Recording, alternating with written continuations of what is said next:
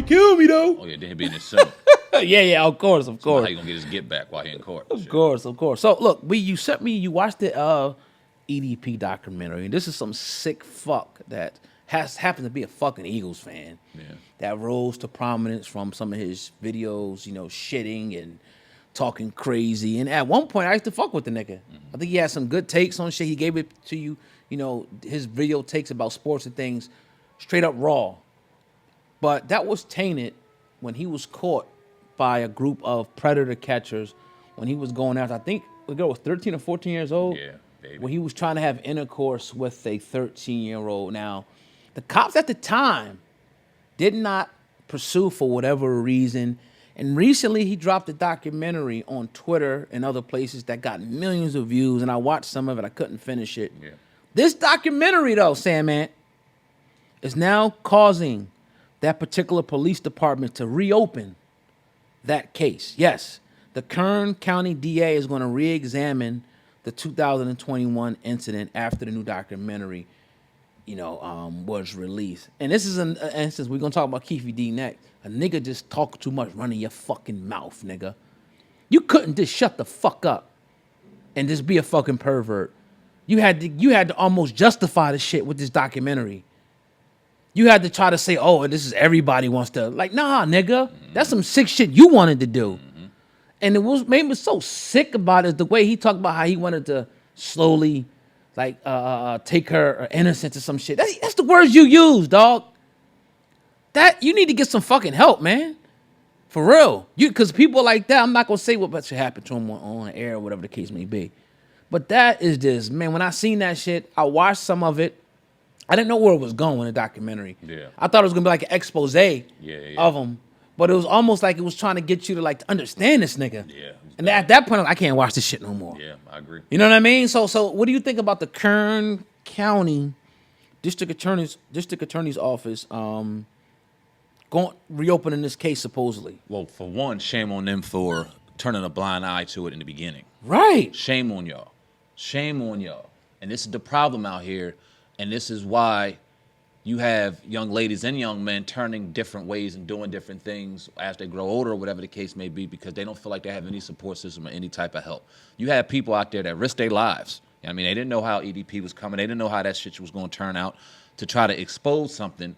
And they're not officers of the law. They can't take it to the ultimate step, which is to lock your sick ass up and throw away the key. But they led your ass right to the water. All you had to do was drink it and just do further information and get some further insight, and this dude wouldn't be here no more, and that would have been done, right? We would have been done with this nasty situation. But now we have to get a documentary where we get into the mind, the sick mind of some of these individuals, and he's not the only one. There's millions of them out here that think the exact same way. But he did it almost as if he was with immunity.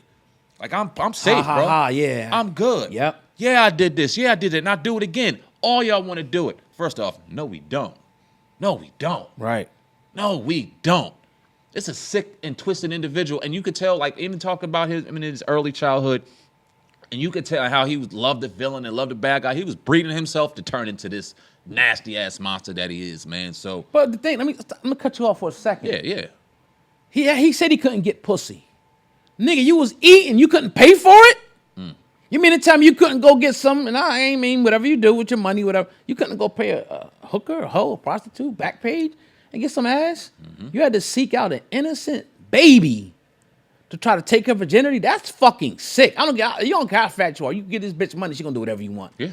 So that's the part I kind of like, how come nobody asked him that? Like, why don't you just get a prostitute or some shit, dog? Right. But go ahead, finish up, yeah. I'm not. And let this be a lesson. I think that if anybody I was telling, behind the scenes, my daughter's 11 now. When she turns 12 or 13, as she's getting into high school, maybe sooner than that, as scary as it is and uncomfortable as it is, I'm going to show her some shit like this. Maybe not that one in particular, but I'm going to show her things, and I'm going to sit right there with her, and she knows I got her, I'm going to protect her. But we need to show our young ladies some of these shits that are going on out here. It's the way some of these motherfucking nasty, disgusting perverts think, men and women. Because I don't know that young lady that just died, that actress that just died. She told a story about how she was 18 years old and some woman that she trusted took her onto a yacht. They went out into the middle of the sea, and there was some billionaire waiting butt naked in the bed for her.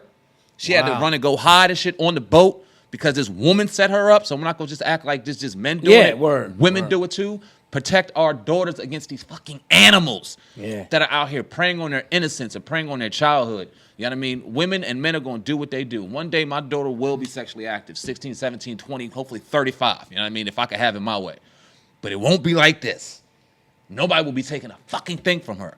But we need to be gaming our children and gaming our daughters and gaming our kids on the disgusting realities of this world. And that is a disgusting man. Hopefully now that is being reopened, they can find even more sick and twisted things and lock this man up for the rest of his life. I'm not a component of the death penalty. I'm not a component of all that different shit. But if there was one reason or there was one rationale on why the death penalty is in place and implemented, it's because of people like this. It's for people like this. Yeah. And my question is, why didn't they lock this fucking monster up before? He did everything but the act, and a lot of the shit's like, if you watch like the Chris Hansons and the different other things they got out there, it's a lot of people that do it now. Once you show up, your ass is locked up. Yep. Once you start talking, maybe there's different law, wherever that was. I don't know. I would love to find out why, but hopefully they go back and lock this nigga up. And they said the reason why they are doing reopening is because of a statement that he made on the on the documentary. So we shall see. I didn't watch the whole thing, and if anybody did, please leave it in the comment. I know that he had a sit down with Chris Hansen. Yeah, I didn't see that part though. Okay, and Chris Hansen told him, if that was me, Oh yeah, I seen that. I'd Yeah, lock your fat ass up or something like that. And he wasn't playing. Right. So I'm not even blaming the people that were running the whole play to get him in that situation. Maybe you didn't have a resource to get him locked up. You did everything you could to put that man in a position. Salute to them for sure. It's nothing I could ever get involved with. No, because God. getting involved with something like that, man, it's like, I'm not saying they wrong for doing it, but you got to have a certain type of mentality. Because I want to kill one of them motherfuckers. That's what I'm saying. You know what I mean? Like you setting it up, you talking to this person, you seeing how sick they are, and then you finally meet them. Right. It ain't gonna be no just conversation. I'm gonna hit him with a bat. Yeah, especially when they start trying to get smart and shit like that, and man. act like they're gonna do something. Yeah, and I seen people get punched on and shit too. I'll be in jail right with him. You know, but it's all types of like entrapment things that go with that. So I really just anybody who's doing that, man, salute to you. But try to get the law enforcement involved as quick as possible because they're trained to deal with shit like this. We ain't necessarily trained for shit. Somebody could pull out a gun, anything can happen. Exactly. So get law enforcement involved as soon as possible, man. And I salute those guys. Word. You know, that do that. So I wanna before we get to the Keefe D Game, man, I'm gonna get your thoughts on Game taking shots at Kendrick, bro. I don't know if you heard that little clip. I heard it. It was kind of corny, though. I ain't gonna lie. Game he's rendered himself to being corny. Yeah, and he's a fucking phenomenal rapper. Oh, yeah. But what do you think about him taking shots at Kendrick when he was just saying, yeah, it was like 8 years ago, he can get Kendrick on Meek. Remember that little the song he put out? Yeah. The West Coast was all aligned, but now all of a sudden you're going at Kendrick. What's your thoughts? He's corny. He's riding a wave. It just shows how corny he truly is by riding a wave, like wave that's years removed, mind you. You know what I mean? You're trying to put yourself back into the public light. The Versus was an absolute debacle and disaster. Drunk fucking You nightmare. know what I mean? Yeah. You're not hitting it the same way that you once did as far as music is concerned. It's not landing like it once did, and you know that Kendrick is probably one of the most popular artists in the world, definitely on the West Coast, way more popular than you are now. I'm not saying that y'all couldn't go blow for blow lyrically back in the day when you were doing it, but let's remember, bro, this was 20-something years ago. I was listening to Hate or Love It in 2006, dancing with my son's mom in fucking club. I was 20 years old. It's a long time ago, bro.